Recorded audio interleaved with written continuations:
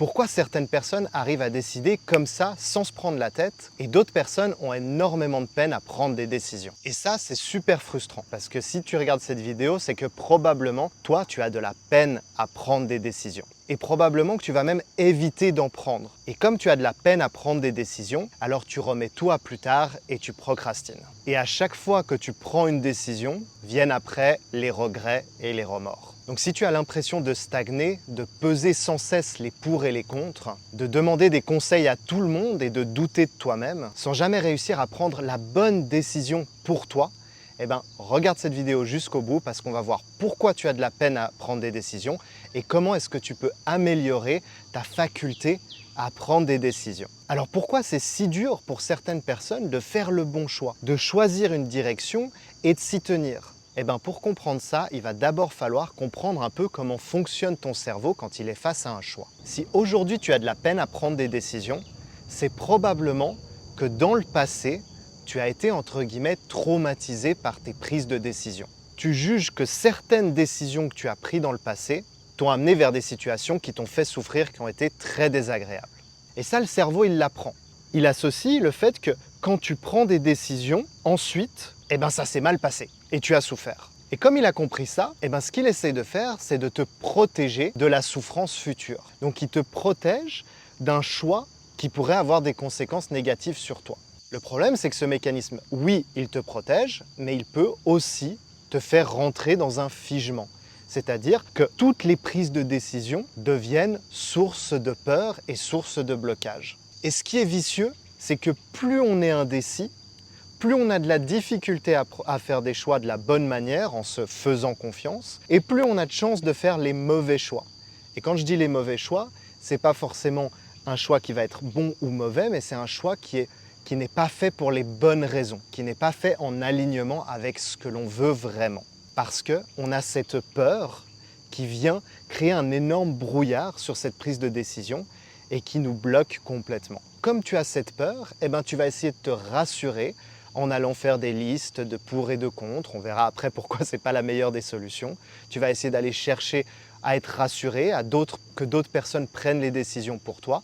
Et tout ça va faire que tu prends des décisions qui sont en fait liées à des raisons extérieures à ce que tu veux réellement. D'ailleurs, si tu veux en apprendre plus sur le fonctionnement de ton mental, de tes émotions, et que tu te demandes « Ok Yannick, mais comment est-ce que je passe à l'action? Comment est-ce que je mets en place des choses dans ma vie pour pouvoir changer, pour pouvoir améliorer ma maîtrise de mon mental et de mes émotions ?» Alors tu peux aller voir en dessous de cette vidéo. Je propose des coachings, des accompagnements individuels pour t'accompagner vers la réussite de tes objectifs et créer la vie que tu souhaites réellement. Donc si ça t'intéresse, clique sur le lien sous cette vidéo et tu peux réserver un appel gratuit avec moi pour qu'on discute un petit peu de ta situation et de tes objectifs. Donc maintenant qu'on a vu un petit peu pourquoi est-ce que c'est difficile pour toi de faire des choix, probablement que tu as élaboré des stratégies pour t'aider à faire des choix. Et ces stratégies, elles ne sont pas forcément toujours très efficaces. Et on va voir pourquoi. La première chose que l'on fait en général quand on est indécis, c'est d'essayer de faire des listes de pour et de contre, afin de trouver quelle est factuellement et intellectuellement la bonne ou la mauvaise décision. En faisant ces listes, ce qu'on espère, c'est qu'une solution apparaisse, une solution intellectuellement juste. En fait, on veut éviter de prendre une décision nous-mêmes parce qu'on n'a pas confiance en notre capacité à faire des choix. Donc ce qu'on fait, c'est qu'on s'appuie sur ces listes de pour et contre en espérant qu'elles prennent la décision pour nous. Mais si tu utilises cette stratégie régulièrement, tu remarqueras que souvent, ça ne t'aide pas à prendre des décisions. Tu essaies toujours de chercher plus loin, tu essaies d'allonger la liste, tu te doutes, même quand tu as une liste où il y a plein de pour, tu regardes les négatifs et tu te dis « Non, mais ces négatifs, il y a trop de chances que je souffre après » et donc en fait, tu te retrouves à quand même pas réussir à prendre une décision. Ce qui fait que tu procrastines, tu attends encore plus longtemps avant d'être sûr que cette liste, elle est la bonne, tu attends et tu te retrouves à de nouveau être paralysé et au final ne pas faire de choix. Donc tu as bien une liste de pour et contre, mais en fait tu passes pas à l'action, tu ne fais quand même pas de choix à la fin. Et là on voit en fait qu'il y a un truc fondamental dans notre manière de faire des choix qui ne colle pas à la réalité. C'est qu'on espère faire le bon choix. On pense qu'il y a un bon et un mauvais choix. Le problème, c'est qu'en vrai, faire le bon choix, c'est un peu impossible. Parce qu'à moins d'être totalement omniscient, on est incapable de calculer réellement les conséquences parfaites de nos actions. C'est-à-dire que même des fois, on fait un choix, on a l'impression que c'est celui sur le court terme qui est le bon, mais en fait, sur le futur, on voit qu'il nous rend malheureux. Par exemple, on choisit un partenaire, on est sûr que c'est le bon choix, que c'est lui, 2, 3 ans passent, et en fait, cette personne ne nous convient pas du tout, on en souffre, et on remarque ensuite que c'était peut-être pas le bon choix. Donc en fait, sur le moment, on ne peut pas vraiment savoir quel est le bon ou le mauvais choix. À l'inverse, parfois, on a l'impression que c'est un choix qui va être difficile dans le court terme, donc qui peut paraître comme un mauvais choix, mais qui sur le long terme va s'avérer être une bénédiction. Imaginons, aujourd'hui tu as un travail qui est stable, qui te permet d'avoir une certaine routine, mais dans lequel tu n'es pas vraiment heureux et il ne t'épanouit pas vraiment. Et là, d'un coup, tu as une opportunité de changer de travail dans une jeune start-up dynamique avec un boulot qui a l'air d'être extrêmement intéressant. Et là, tu te dis, ok, je vais tenter cette aventure, je vais changer de travail, je ne suis pas heureux dans mon travail aujourd'hui, et je vais aller dans cette nouvelle start-up, je vais changer de travail. Tu te lances, et là, tu vois que c'est extrêmement difficile. Tu fais beaucoup plus d'heures de travail, c'est très incertain, tu as de la peine à t'intégrer avec tes collègues. Bref, c'est extrêmement difficile. Et là, tu te dis, aïe, à mon avis, j'ai vraiment pris la mauvaise décision. J'aurais dû rester dans mon travail. Et tu continues quelques semaines, quelques mois, et là d'un coup, tu commences à t'entendre avec tes collègues, tu découvres qu'en fait ils sont géniaux, qu'il y a des gens extraordinairement intéressants, très sympathiques. Les horaires commencent à se stabiliser. On te propose une promotion vers quelque chose qui te plaît encore plus. Et en fait, quelques années passent et ensuite tu fais le bilan et tu vois que tu es super heureux dans ton travail et que ça a juste été une première période qui a été difficile en termes d'adaptation. Un choix qui a même au départ paru être le mauvais choix se révèle être le bon dans le futur parce que tu as continué dans cette direction et que tu t'es accroché. Donc en fait, on voit que notre notion de savoir si c'est le bon ou le mauvais choix, elle n'est pas vraiment fiable. Parce que nos émotions et puis les difficultés de la vie peuvent donner l'impression à certains moments que c'est difficile et donc que c'était le mauvais choix parce qu'on en souffre. Mais si on traverse cette période, après, il peut y avoir la lumière derrière le tunnel et cette décision peut se révéler être la meilleure de notre vie. Donc la réalité, c'est qu'on ne sait pas vraiment quel est le bon ou le mauvais choix. On pourra faire toutes les listes qu'on veut, on ne saura jamais factuellement si c'est le bon ou le mauvais choix sur une longue durée et dans notre vie. Une autre chose que l'on fait quand on n'arrive pas à prendre des décisions, c'est qu'on demande aux autres. Alors, il n'y a rien de mal à demander aux autres le conseil, de savoir un petit peu ce qu'ils en pensent, etc., d'avoir des informations différentes, peut-être une prise de recul. Mais le problème, il vient quand on donne notre pouvoir de choix aux autres personnes. Parce qu'en fait, quand on a peur de faire un choix, on se dit que si une autre personne le prend à notre place, eh bien, ça sera plus fiable, ça nous évitera d'être responsable de ce mauvais choix. Le problème, c'est que oui, effectivement, sur le court terme, ça va peut-être te déresponsabiliser, ça va peut-être te donner cette impression que tu n'as pas besoin de choisir. Si tu laisses d'autres personnes choisir ta vie, elle a de très grandes chances de ne pas te correspondre. Parce qu'elle correspondra à ces autres personnes. Parce qu'en fait, on est tous différents. Certaines personnes feront certains choix qui pensent être ceux qui leur conviennent, mais ils ne te conviendront pas à toi. Et donc en fait, quand tu laisses les autres personnes choisir pour toi, eh ben, tu te retrouves à vivre leur vie. Et il y a un moment donné où tu regardes ta vie et tu vois qu'elle ne te correspond pas du tout. Parce que tu n'as pas choisi en fonction de ce qui était important pour toi, mais tu as choisi en fonction des attentes, en fonction des conseils, en fonction des besoins des autres. Et je comprends qu'on ait envie d'utiliser ces stratégies parce qu'elles semblent rassurantes. Elles nous donnent l'impression de contrôler nos choix, de savoir quel va être le bon et le mauvais choix. Et ça, il y a un moment dans ma vie, une situation particulière où je l'ai vécu à 100%. Et j'aimerais te raconter cette petite histoire que j'ai vécue lorsque j'étais confiné au Népal en 2020. En fait, lorsque toutes les frontières ont commencé à se fermer, eh ben moi j'étais à ce moment-là au Népal. Et je me suis retrouvé bloqué, aéroport fermé, frontières fermées, impossible de sortir de l'endroit où on résidait, et ce pendant 4 mois. Bref, c'était extrêmement angoissant. Donc on cherchait des vols retour, mais en fait, il y avait à ce moment-là énormément d'arnaques qui tournaient. Des gens qui se faisaient passer pour des agences de voyage et qui disaient qu'il y allait avoir des vols retour vers l'Europe, qu'on pouvait acheter notre billet et qui en fait se révélaient être des complets scams. Eh ben, ils partaient avec l'argent des gens et jamais il y avait de billets derrière. Donc c'était extrêmement compliqué. Et trouver un vrai vol était mission impossible. Mais finalement, à un moment, on a trouvé un vol qui avait l'air d'être fiable et selon notre ambassade, ça avait l'air d'être fiable, mais il ne pouvait pas non plus être sûr à 100%. C'est-à-dire que le climat était tellement incertain, il y avait tellement de scams partout que le risque zéro, il n'était absolument pas possible. Il faut comprendre que visiblement, c'était le seul vol qui allait partir durant les 6 prochains mois. Parce que l'aéroport, ils ne comptaient pas spécialement le rouvrir. Ils allaient ouvrir l'aéroport uniquement pour ce vol. Il faut comprendre aussi que ce vol, eh ben, il coûtait 4 000 €. Ce n'est pas une somme négligeable sur laquelle on a envie vraiment de se faire arnaquer. Et donc on s'est retrouvé face à cette décision. Soit on reste au Népal avec un climat très incertain, il y avait commencé à y avoir beaucoup de difficultés, aussi avec l'endroit où on restait, où on était plus ou moins plus trop les bienvenus, on va dire, et c'était extrêmement compliqué. Donc soit on restait dans ce climat très incertain, soit on avait un autre choix qui était aussi très incertain et qui potentiellement pouvait être une arnaque complète et ne même pas nous sortir de notre situation, mais ça on n'avait aucun moyen de vraiment le savoir. Donc en fait, factuellement, on pouvait faire toutes les listes de pour et de contre qu'on voulait, on savait quand même pas quelle était la bonne ou la mauvaise décision. Pour te dire, j'ai même essayé de tirer les cartes de tarot pour essayer de savoir quelle était la bonne décision à prendre, tellement j'étais coincé face à cette décision.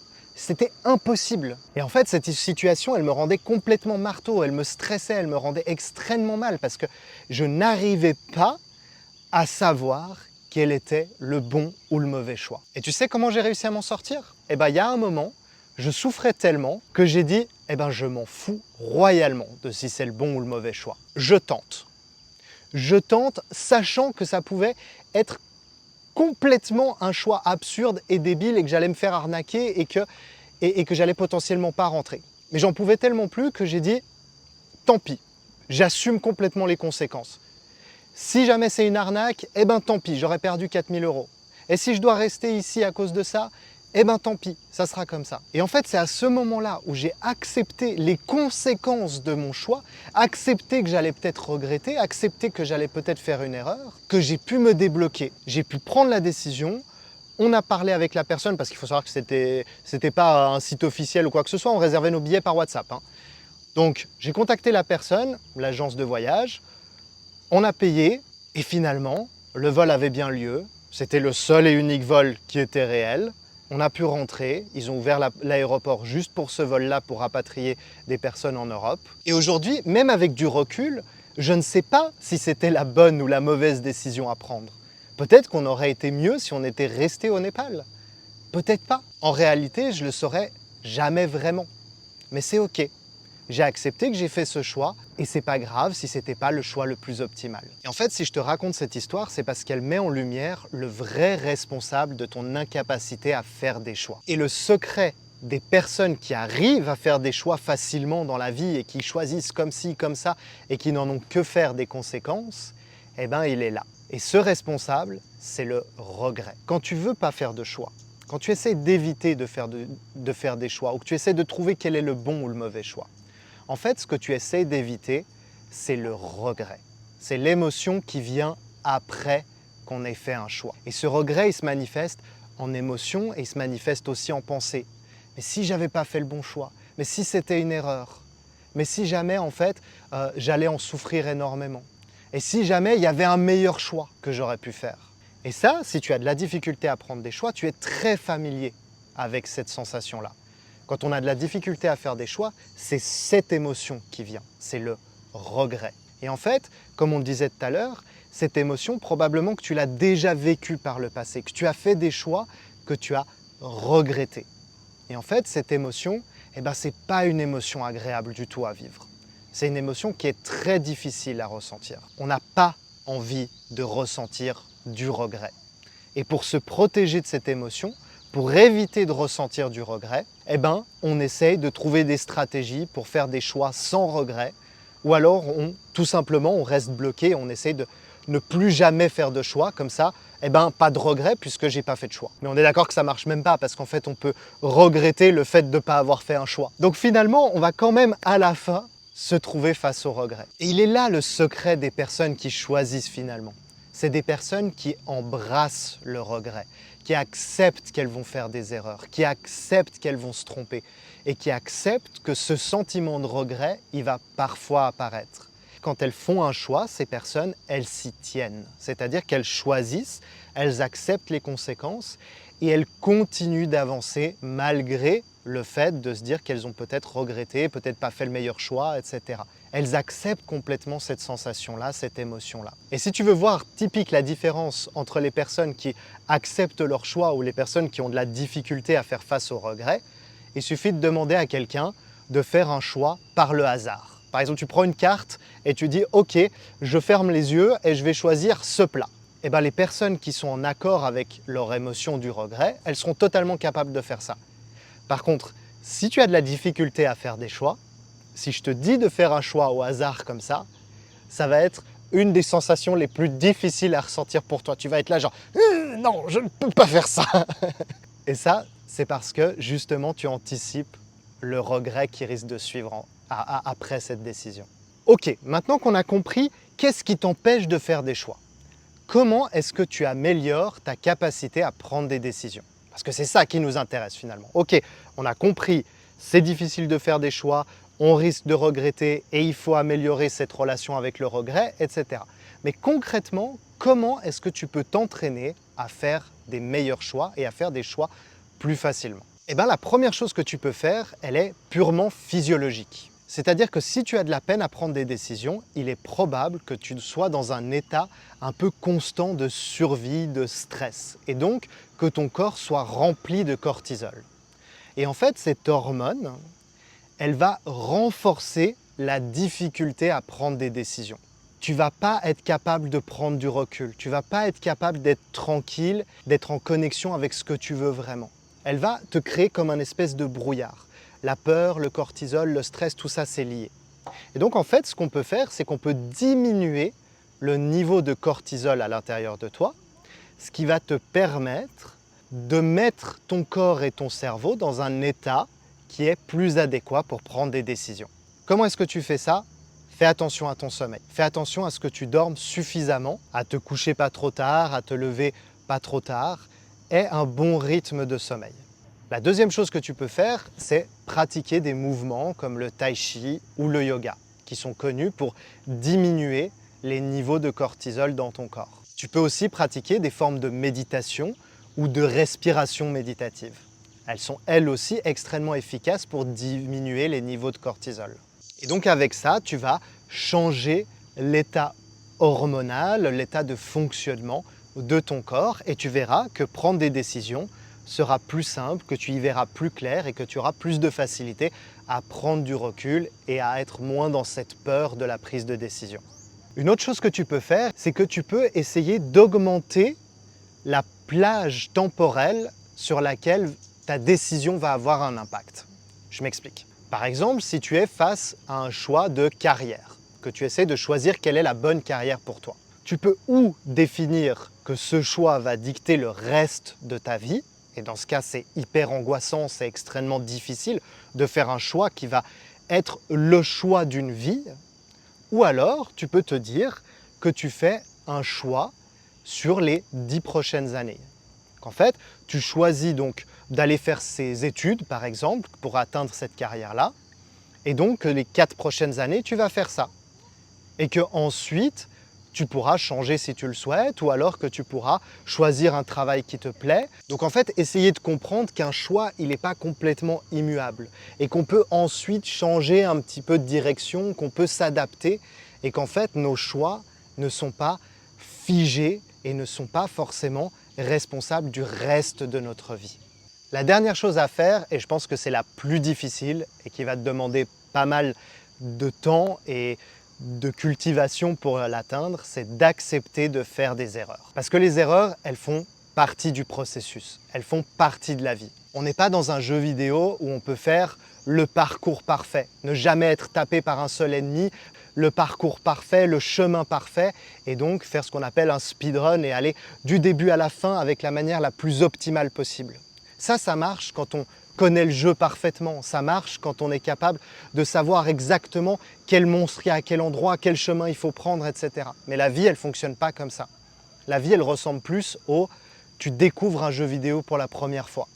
Et tu vas devoir explorer, et tu vas te tromper de chemin, et tu vas te faire tuer par un monstre, et tu sauras que ce monstre, il ne faut pas le croiser. En fait, ta vie, elle va être remplie d'erreurs, et tu vas devoir apprendre de ces erreurs. C'est la seule chose que tu peux faire. Tu ne peux pas éviter les erreurs, faire un parcours parfait dans ta vie. La seule chose que tu peux faire, c'est apprendre de ces erreurs pour éviter de les répéter. Donc ce que tu peux faire au départ, pour te familiariser avec l'acceptation de faire des erreurs, on peut reprendre ce qu'on avait pris comme exemple sur le fait de choisir un plat au restaurant. Commence par des choses aussi simples que ça. Commence par accepter de faire des erreurs sur le choix des plats que tu vas faire au restaurant. C'est-à-dire que tu vas et tu essayes de nouvelles choses, avec la possibilité de le regretter, d'avoir fait une erreur parce que ce plat il sera immonde. Et c'est pas grave, c'est ok. Une fois que tu as fait cette erreur, tu prends 2 minutes, tu t'assois avec cette erreur, tu t'assois avec ce regret et tu le vis, tu l'acceptes. Tu le vis à 100%. N'essaie pas de le mettre de côté, n'essaie pas de te dire « Ah non, non, mais c'est l'horreur, je ne veux pas ressentir ce regret. » Juste vis-le, accepte-le, embrasse-le. Et en faisant ça, petit à petit, pour des petites choses qui n'ont pas beaucoup de conséquences, parce que bon sang, choisir un plat au restaurant, c'est pas grave. Si c'était pas le bon aujourd'hui, au pire, t'as pas mangé et tu mangeras un truc après en rentrant chez toi. C'est pas grave, même si tu l'as pas touché, ton plat. Donc accepte de faire des petits choix comme ça, qui vont mener inévitablement parfois vers du regret et vers une déception et vers des erreurs, et apprends à te familiariser avec cette émotion-là. Et ensuite, la seule chose que tu peux te dire, c'est « Ok, ce plat, il est mauvais, je regrette ce choix, j'ai fait une erreur, la prochaine fois, je ne prendrai pas ce plat. » Juste ça. Si tu fais ça petit à petit, avec des petits choix, des petites erreurs, petit à petit, tu seras capable de faire plus facilement des choix plus importants dans ta vie. Donc pour résumer rapidement, le principal responsable de la difficulté à faire des choix, c'est ton évitement du regret. Tu ne veux pas ressentir cette émotion, tu ne veux pas vivre du regret parce que c'est désagréable, parce que c'est une émotion qui n'est pas du tout sympa à ressentir. Et donc si tu veux te libérer de ce regret, eh ben, ça va être un travail sur tes émotions, un travail sur arrêter d'éviter certaines émotions négatives, mais plutôt être capable de les comprendre, les reconnaître, comprendre leurs messages. C'est tout un apprentissage émotionnel. Et c'est ça qui te permettra de ne plus être l'esclave du regret, de ne plus laisser le regret dicter ta vie, mais d'en être le maître, d'accepter qu'il fasse partie de ta vie, mais de ne pas laisser le regret dicter ta vie. Et donc pour ça, je te rappelle les 3 stratégies. Apprendre à accepter les erreurs sur des petites choses petit à petit. Voir le futur comme une route avec plusieurs choix et ne pas définir ces choix comme un absolu, comme quelque chose qui va définir ta vie entière. Et pour finir, travailler sur ton corps et tes hormones pour diminuer tes niveaux de cortisol et donc changer ton état interne qui te permettra de plus facilement prendre des décisions de manière tranquille et calme. Voilà, j'espère qu'avec cette vidéo, tu seras petit à petit capable de faire des choix, d'améliorer ta vie, d'accepter plus facilement tes erreurs, tes décisions, et donc de te libérer de ce figement face aux décisions pour enfin devenir comme ces personnes qui choisissent et qui s'y tiennent et qui avancent et qui sont beaucoup moins touchées par le regret et donc qui ont de la facilité à prendre des décisions. Et moi, je te dis à bientôt pour une prochaine vidéo.